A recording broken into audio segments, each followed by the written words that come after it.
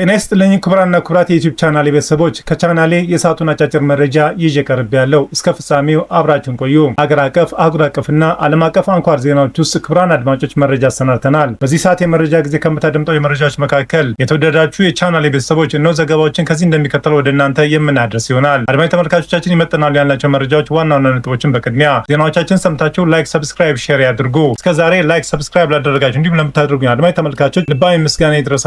የእናንተ አቅም ብርታት ይሆነኛልና አመሰግናለሁ። ዛሬ ሟች የኢራን ጠቅላይ መሪ አያቶላህ አሊ ኻሜኒ በ2021 ምንም እንኳን ወታደራዊ መሪዎችና አብዮታዊ ዘቡ ባይስማማም ይህ ውሳኔ የፖለቲካ ምርጫ እንጂ ሚሳኤሎችን በማምረት ረገድ አቅም ገድቧቸው ኖሮ አለመሆኑን ተናግረዋል። በወቅቱ እስራኤል ማስጠንቀቅን እና አውሮፓን ላለማስደንገጥ መፈለጋቸው መሆኑን ግልጽ ነው። ይሁን እንጂ ባለፈው ዓመት መስከረም ወር ላይ አንድ የኢራን የፓርላማ አባል ለመንግስት ቴሌቪዥን እንደተናገሩት አብዮታዊ ዘቡ አህጉር አቋራጭ የባለስቲክ ሚሳኤል በተሳካ ሁኔታ መሞከሩን ጠቅሶ ሚሳኤሉ ስለሚሸፍነው ርቀት ግን ሳይገልጹ ቀርተዋል። ለመሆኑ እውነታው ምን ሊሆን ይችላል? ረዥም ርቀት ባለስቲክ ሚሳኤሎች ማስወንጨፍ ትችላለች ወይስ አትችልም? በዚህ ዘገባ ላይ የምንለው ይኖራል። አብረን እንከታተለው። በዝርዝር የምታደምጧቸው መረጃዎች በቻናላችን ይዘናል። ሁሉንም በዝርዝር እናስደምጣለን። እስከ ፍጻሜ የቆዩ ዝርዝር መረጃውን ያድምጡ ግብዣዬ ነው። ሁሉንም ከኢትዮ ፍቅሩ ዜና ወደሚደርሳችሁ ዝርዝር መረጃ ያለፍኩ አብረን እንቆይ።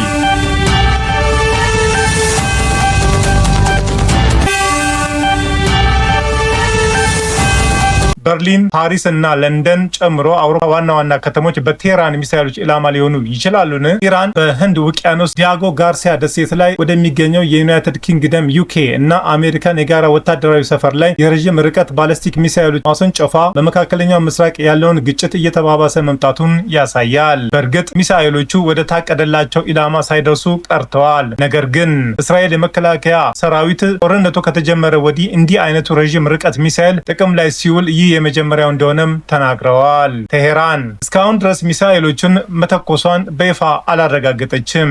የኢራን ሚዲያዎችም ቢሆኑ በዘገባዎቻቸው አብዛኛውን የውጭ መገናኛ ብዙሃን ብቻ ጠቅሰዋል። ባለሙያዎቹ አሁን የከሸፈውን ጥቃት እንዲሁም በርቀት ለሚገኙ ኢላማዎች ይህ ምን ማለት እንደሆነ ጭምር የራሳቸው ትንታኔ እየሰጡ ነው። በርሊን፣ ፓሪስ እና ለንደን ጨምሮ በአውሮፓ ዋና ዋና ከተሞች በቴሄራን ሚሳኤሎች ላይ ኢላማ ሊሆኑ ይችላሉን? ዩኬ የካቢኔ ሚኒስትር የእስራኤል መከላከያ እንደሚለው ኢራን ለንደን መድረስ የሚችል የረዥም ርቀት ሚሳኤል እንዳሏት ለማረጋገጥ የሚያስችል ምንም አይነት ግምገማ የለም ብለዋል። የቢቢሲ ኒውስ ፐርሻ ባልደረባ የሆኑት ጎሆኔ ሀቢብያዛድ የኢራን የሚሳኤል ፕሮግራም ለረዥም ጊዜ የዓለም አቀፍ ትኩረት ማዕከል ሆኖ ቆይቷል ይላሉ። ቴሄራን የሚሳኤሉ ግንባታው ሙሉ ለሙሉ ለመከላከልና በብሔራዊ የመከላከያ ስትራቴጂክ ላይ የተመሰረተ መሆኑን ብትናገርም ተቺዎች ግን ረዥም ርቀት የሚምዘገዘጉ አቅም ያላቸው ሚሳኤሎች የአካባቢ የደህንነት ሁኔታ ሊለውጡ እንደሚችሉም ይከራከራሉ።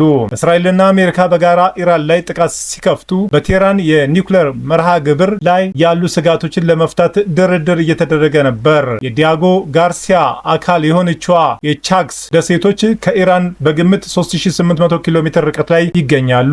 ዋል ስትሪንግ ጆርናል እና ሲኤንኤን ስማቸው ያልተጠቀሱ የአሜሪካን ባለስልጣናት መሰረት አድርገው ሁለት ባለስቲክ ሚሳኤሎች ወደ ደሴቲቱ መተኮሳቸውን ዘግበዋል። ነገር ግን ሁለቱም ሚሳኤሎች ኢላማቸው ላይ እንዳልደረሱ ተናግረዋል። አንደኛው ሚሳኤል በአየር ላይ እየተምዘገዘገ ሳለ መውደቁን ሲገልጹ፣ ሌላኛው ደግሞ በአሜሪካን የጦር መርከብ መክሸፉን ተናግረዋል። ቢቢሲ ዘገባዎቹ ትክክለኛ መሆናቸውን ተረድቷል። ኢራን ወደ ደሴቲቱ ሚሳኤሎችን ካስወነጨፈች በኋላ ብዙ ሳይቆይም የእስራኤል ጦር አባል በአውሮፓ በእስያና በአፍሪካ በርካታ ከተሞች አሁን ለአደጋ የተጋለጡ መሆናቸውንና ባለፈው ዓመትም ቴሄራን እንዲህ አይነቱን አቅም ያላቸው ሚሳኤሎች ለማምረት እንዳሰበችም ማሳወቃቸውን ተናግረዋል። የእስራኤል ጦር ዋና አዛዥ ሌተናል ጀነራል ኢያል ዛሚር ወደ ቻግስ ደሴቶች ሚሳኤል ከተተኮሰ በኋላ በማህበራዊ ሚዲያ ላይ ባስቀመጡት የቪዲዮ መልእክት ግልጽ ማስጠንቀቂያ ሰጥተዋል። ኢራን 4000 ኪሎ ሜትር ርቀት ወደሚገኘው ኢላማ ሁለት አህጉር አቋራጭ ባለስቲክ ሚሳኤሎችን አስወንጭፋለች። ሚሳኤሎቹ እስራኤልን ለመምታት የታሰበ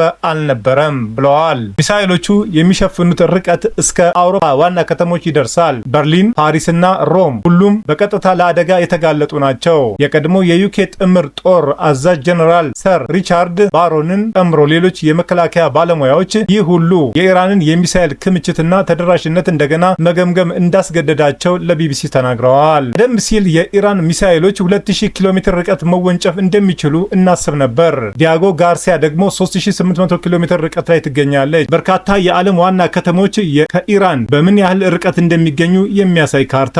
ኢራን እስካሁን ድረስ ባሊስቲክ ሚሳኤሎችን ፕሮግራሟ ላይ የራሷ ላይ ገደብ ማስቀመጧን በመግለጽ ወደ 2000 ኪሎ ሜትር የሚወነጨፉ ብቻ እንዳሏት ትናገራለች። ይህ ማለት እስራኤል በኢራን ሚሳኤሎች ርቀት ውስጥ ስትሆን የአውሮፓ ሀገራት ግን አይደሉም። የሚሳኤል ርቀት አቅም እንደ ለንደን ያሉ አውሮፓ ከተሞችን በኢራን ሚሳኤሎች ሊደረስባቸው ይችላል የሚለውን ላይ ባለሙያዎች የተለያዩ አቋም ነው ያላቸው። በተጨማሪ የአሜሪካን ባለስልጣናትም የኢራን የጠፈር ፕሮግራም አህጉር አቋራጭ የባላስቲክ ሚሳኤሎችን እንድትገነባ የሚያስችሏትን ቴክኖሎጂዎች እንደተዘጋጀ ለረጅም ጊዜ ሲናገሩ ቆይተዋል። ይህ አስፈላጊ በሚሆንበት ጊዜ ቴክኖሎጂው መጠቀም እንደምትችልም ያሳያል። አንዳንድ ተንታኞች በዚህ ይስማማሉ። በለንደን የሚገኘው የሮያል ዩናይትድ ሰርቪስ ኢንስቲትዩት የቀድሞ ዋና ዳይሬክተር ዶክተር ካረን ቮን ሂፔል ለቢቢሲ ኒውስ እንደተናገሩት ሚሳኤሎቹ ዲያጎ ጋርሲያ እንደደረሱ በማሰብ ምንም እንኳን እስካሁን ድረስ በተግባር ላይ ባይውልም ኢራናውያን እስከ 10000 ኪሎ ሜትር የሚጓዝ አህጉር አቋራጭ የባላስቲክ ሚሳኤል እያመረቱ ነው ብለዋል። ይህ ማለት ከኢራን የሚተኮሱ ሚሳኤሎች አህጉር አቋራጭ አሜሪካ ሊደርስ ይችላል ማለት ነው። ታዛቢዎች እንደሚሉትም በህንድ ውቅያኖስ ላይም የታሰበው ጥቃት የርቀት ገደቡ መነሳቱን ያሳያል። ኢራን ረዥም ርቀት የሚምዘገዘጉ ሚሳኤሎች ላለማምረት በራሷ ላይ እገዳ አስቀምጣ ነበር። አንዳንዶች ይህ አሁን ተቀይሯል ሲሉ ይሞግታሉ። ነገር ግን አንዳንዶቹ ሚሳኤል መጀመሪያ ላይ ባይከሽፍም እንኳን ወደ ታሰበለት ኢላማ መድረስ ይችል እንደሆነ አጠራጣሪ ነው ይላሉ። የዩኬ ሚኒስተር ስቲቭ ሪድ ለቢቢሲ እንደተናገሩትም ኢራናውያን ዩኬን ኢላማ እያደረጉ ነው ወይም ይፈልጋሉ ለማለት ግልጽ የሆነ ግምገማ የለም ብለዋል። ዋናው አከራካሪ ጉዳይ ኢራን እንዲህ ያሉ ረዥም ርቀት ጥቃቶችን ለመፈጸም የሚያስፈልገውን ቴክኖሎጂ ታጥቃለች ወይ የሚለው ነው። ይህም ሚሳኤሎችን በእንደዚህ አይነት ረዥም ርቀት የመቆጣጠርና የመምራት ችሎታን ይጨምራል። እናም በዚህ ውስጥም ግልጽ የሆነ የስነ ልቦና ገጽታ አለ። አንዳንዶች ኢራን ኢላማዎችን ለመምታት አስባ እንዳልሆነ ያምናሉ። ይልቁንም ቴህራን ግልጽ የሆነ ማስጠንቀቂያ መልእክት አስተላልፋለች ነው ብለው ያምናሉ። በቴል አቪቭ በሚገኘው የብሔራዊ ደህንነት ጥናት ተቋም ውስጥ የሚሰራው የቀድሞ የእስራኤል ወታደራዊ ስለላ መኮንን ዳኒ ሲትሪኒች ነገ ለንደን ወይም ፓሪስ እንደሚያጠቁ ያስባሉ ማለት አይደለም። ነገር ግን ለነሱ መከላከያውን ለመገንባት የሚያስችሏቸው ሌላ አካል ነው ብዬ አስባለሁ ሲል ለለንደን ጋዜጣ ተናግረዋል። እስራኤል በዚህ ሳምንት በህንድ ውቅያኖስ ላይ ለተተኮሰው ሚሳኤል የሰጠችው ምላሽ ከጎናችሁ ነኝ አድምጡኝ ተብሎ ሊተረጎም ይችላል። እርግጥ ነው እስራኤል ይህንን የምትለው ጦርነቱ በማስፋት ከእርሷ እና ከአሜሪካን ጎን ሌሎች ሀገራትን ለማሰለፍ ስለምትፈልግ ነው ሲሉ የአውሮፓ የቀድሞ የኔቶ ምክትል አዛዥ ጀነራል ሰር ሪቻርድ ሺርፍ ለቢቢሲ ተናግረዋል። ይህንን መቃወም አለብን። ይህ የትራምፕ ጦርነት ነው። ግልጽ የሆነ የመጨረሻ እና ስትራቴጂክ የሌለው የበለጠ እየተጠላለፈ የመጣ ነው። የኢራን የኒውክሌር አቋሞች እንዲወድሙ ከ6 ወራት በፊት ተናግረዋል። በዚህ ጉዳይ ላይ ከዋሽንግተን የሚመጣ ምንም ነገር ማመን አንችልም። የመረጃ ምንጭ አስነብቧል።